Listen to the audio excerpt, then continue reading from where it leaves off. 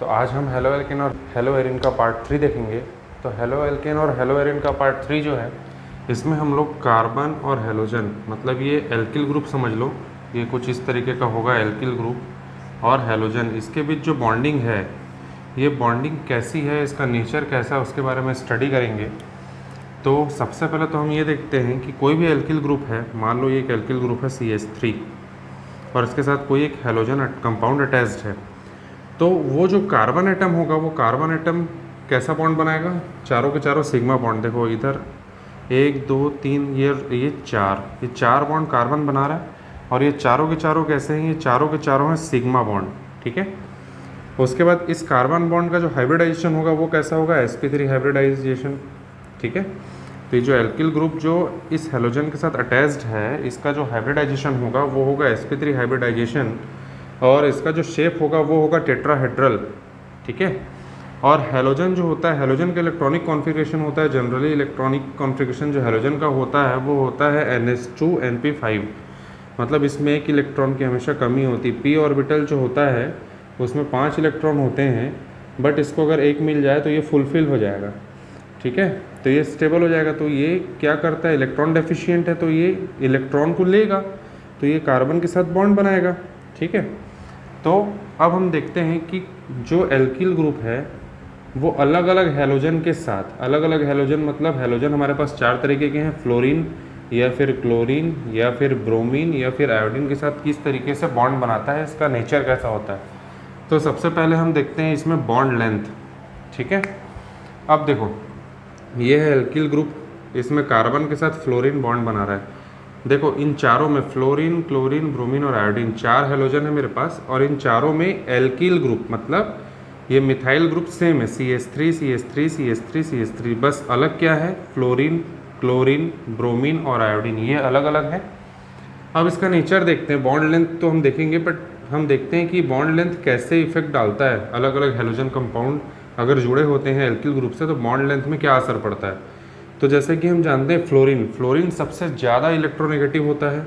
ठीक है, इसकी जो इलेक्ट्रोनेगेटिविटी होती है वो सबसे ज़्यादा होती है ना, और फ्लोरीन का साइज़ बहुत छोटा होता है। ठीक है, तो फ्लोरीन का साइज़ छोटा है लेकिन इलेक्ट्रोनेगेटिविटी ज़्यादा है, तो ये क्या होगा, एल्किल ग्रुप के साथ बहुत टाइटली अटैच्ड हो जाएगा। जैसे कि छोटे बच्चे होते हैं, साइज़ छोटा होता है तो वो क्या होते हैं, पेरेंट्स से बहुत ज़्यादा अटैच्ड होते हैं, है ना, माता पिता उनको ज़्यादा प्यार करते हैं, आप लोग को भी करते होंगे।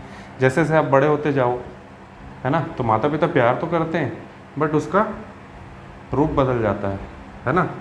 अब जैसे बचपन में करते थे उस तरीके से तो नहीं करते ना, फिर थोड़ा डांटेंगे और थोड़े बड़े हो जाओगे तो और ज़्यादा डांटेंगे, और ज़्यादा बड़े हो जाओगे तो और ज़्यादा डांटेंगे, है ना। तो जो बॉन्डिंग इस टाइम पे रहती है वो धीरे धीरे कम होती चली जाती है। ठीक है, इसको ऐसे भी समझ सकते हो, देखो फ्लोरीन सबसे छोटा है, ठीक है, और बहुत ही ज़्यादा इलेक्ट्रोनेगेटिव है। अब बहुत ज़्यादा इलेक्ट्रोनेगेटिव है तो क्या होगा, ये एल्किल ग्रुप के साथ बहुत टाइटली अटैच्ड होगा क्योंकि ये बहुत ज़्यादा इलेक्ट्रोनेगेटिव है ना, तो एकदम अच्छे से ये चिपक जाएगा एल्किल ग्रुप के साथ, तो एकदम टाइटली पैक्ड हो जाएगा। तो इसका बॉन्ड लेंथ जो है वो ऑलरेडी कम हो जाएगा। मान लो ये एल्किल ग्रुप है और इसके साथ फ्लोरीन जुड़ गया है, तो देखो इन दोनों के न्यूक्लियस, अगर ये एल्किल ग्रुप है और ये फ्लोरीन है, तो और इसके बीच का जो डिस्टेंस है, जो बॉन्डिंग का डिस्टेंस है वो एकदम कम है। लेकिन अगर हम मेथिल क्लोराइड को देखें तो ये फ्लोरीन से थोड़ा बड़ा होगा, दोनों के न्यूक्लियस के बीच का डिस्टेंस ज़्यादा हो जाएगा तो बॉन्ड लेंथ थोड़ी बढ़ गई। ब्रोमीन और थोड़ा बड़ा हो जाएगा तो बॉन्ड लेंथ और थोड़ी बढ़ गई। आयोडीन और थोड़ा बड़ा हो जाएगा तो बॉन्ड लेंथ और बढ़ गई। ठीक है, तो इस तरीके से हम देखते हैं कि जैसे जैसे हम नीचे की तरफ आते हैं हेलोजन ग्रुप, हेलोजन कंपाउंड में ग्रुप 17 में जैसे जैसे हम नीचे की तरफ आते हैं, फ्लोरीन, क्लोरीन, ब्रोमीन, आयोडीन, तो हम ये देखते हैं कि बॉन्ड लेंथ इंक्रीज़ हो रही है। ठीक है, बॉन्ड लेंथ कैसी हो रही है, इंक्रीज़ हो रही नीचे आने पर। ठीक है, तो सबसे कम बॉन्ड लेंथ किसकी होगी, CH3F की, और सबसे ज़्यादा होगी CH3I की। ठीक, अब बॉन्ड डिसोसिएशन एनर्जी देखते हैं। बॉन्ड डिसोसिएशन एनर्जी क्या होता है, देखो डिसोसिएशन मतलब ब्रेक करना। बॉन्ड को ब्रेक करने के लिए हमको कितनी एनर्जी की ज़रूरत होगी उसको हम बोलते हैं बॉन्ड डिसोसिएशन एनर्जी। अब देखो फ्लोरीन सबसे छोटा है और बहुत ही ज़्यादा टाइटली अटैच्ड है, तो इसलिए इस बॉन्ड को ब्रेक करने में हमको ज़्यादा एनर्जी लगेगी। लेकिन आयोडीन अब बड़ा हो गया है ना, और इनके बीच का जो बॉन्ड है ये दोनों दूर दूर है है ना। तो इसको ब्रेक करने में हमको कम एनर्जी लगेगी, तो बॉन्ड एनर्जी किसकी ज़्यादा होगी, CH3F की बॉन्ड एनर्जी सबसे ज़्यादा होगी। और जैसे जैसे हम नीचे आएंगे वैसे वैसे हम देखेंगे कि बॉन्ड एनर्जी जो होती है, बॉन्ड डिसोसिएशन एनर्जी जो होती है वो CH3I की सबसे कम होती है। मतलब इसको सिर्फ थोड़ी सी एनर्जी देंगे और ये ब्रेक हो जाएगा, लेकिन इसको ब्रेक करने के लिए हमको बहुत ज़्यादा एनर्जी की ज़रूरत होगी, इसलिए CH3F की बॉन्ड डिसोसिएशन एनर्जी बहुत ज़्यादा होती है। ठीक, तो इतना समझ में आया। अच्छा, अब इसमें एक नया कॉन्सेप्ट देखते हैं। देखो CH3F, ठीक है, देखो मेरे पास है CH3F, CH3Cl, CH3Br और CH3I, ठीक है। अब क्वेश्चन ये आता है कि इनमें सबसे ज़्यादा पोलर कौन सा होगा, पोलर। तो देखो पोलर हमेशा वही होगा जहाँ पे इलेक्ट्रोनेगेटिव कंपाउंड अटैच्ड होगा।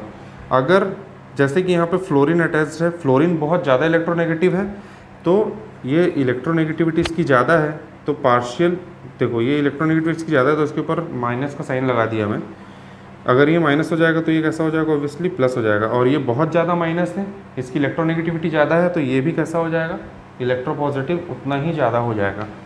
सेम अगर यहाँ पे देखेंगे तो इसका जो इसकी जो इलेक्ट्रोनेगेटिविटी होती है आयोडीन की, वो थोड़ी कम होती है फ्लोरीन के कंपैरिजन में, ठीक है।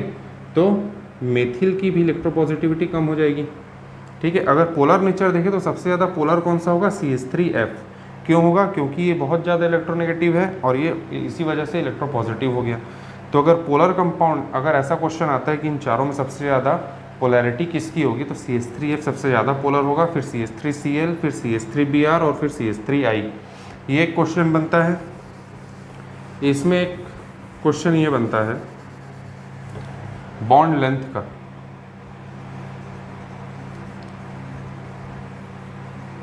बॉन्ड लेंथ का या बॉन्ड डिसोसिएशन एनर्जी का, कि किसकी बॉन्ड डिसोसिएशन एनर्जी ज़्यादा होगी या किसका बॉन्ड लेंथ ज़्यादा होगा।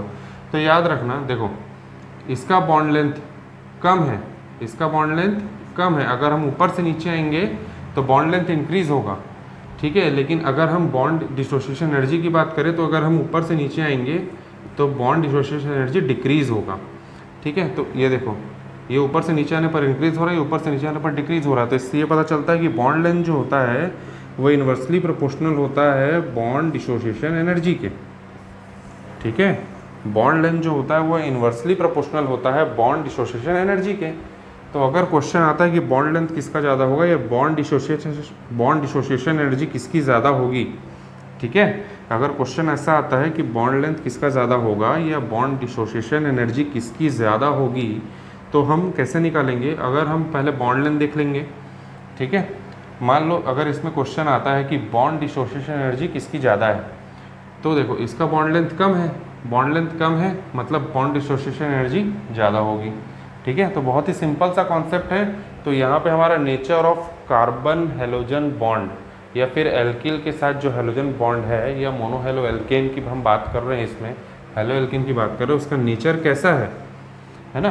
तो जो हेलोजन है वो एल्केन के साथ किस तरीके से बॉन्डेड है, इस लेक्चर में हमने उसके बारे में जाना है, ठीक। नेक्स्ट लेक्चर में हम देखेंगे कि method of preparation of halo alkane, ठीक।